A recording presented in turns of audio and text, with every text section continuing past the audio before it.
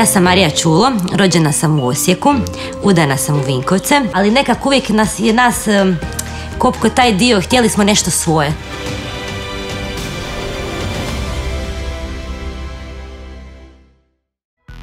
Evo, ja sam s Damirom išla, znači kroz njegov posao često na sajmove, što u Hrvatskoj, što izvan Hrvatske.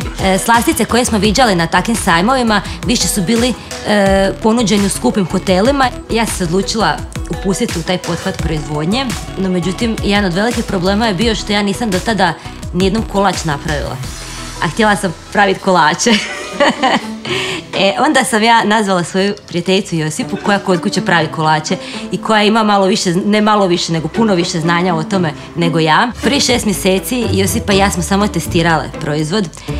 Bacile smo jako puno krema, automatski i puno novaca, bez obzira što su se dugovi gomilali, ali smo išli do kraja pa kod puklo. Kako smo gledali Startaj Hrvatska prošle godine, smo u biti shvatili zašto ne bi mi mogli ponuditi i naš proizvod.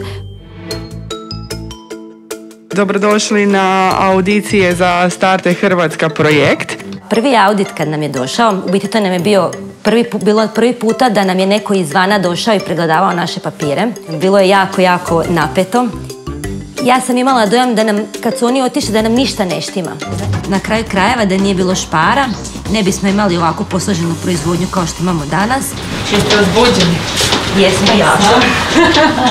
Baš kad sam vidio prvi puta predložene kolače za Špar, za projekt Startaj Hrvatska, ja sam se pitao, Bože, još kolača i šta ćemo sad? Ali nemate ovakve kolače? Nemate ovakve, da. Jasno mi je to.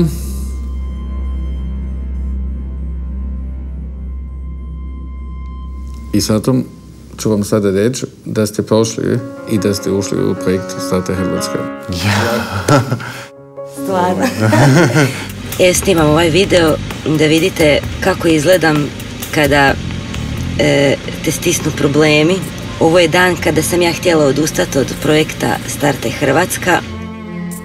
Prvo je to sve bilo šok i za njih i onda su me počeli zvati povratno i tad sam u biti shvatila da iza tih velikih firmi stoje ljudi kao što sam i ja. Ako oni mogu vjerovati u nas, pa možemo i mi vjerovati u sebe. Rekla mi je kolegica iz nabave da si u zadnje vrijeme imala jako težak period. Stvarno zasluženo nosite u svome imenu ime zvijezda.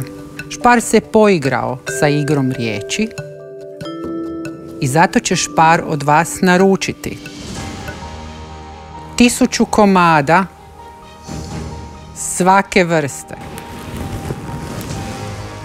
Marija, to je 7000 komada. Ekipa, ko je spreman raditi?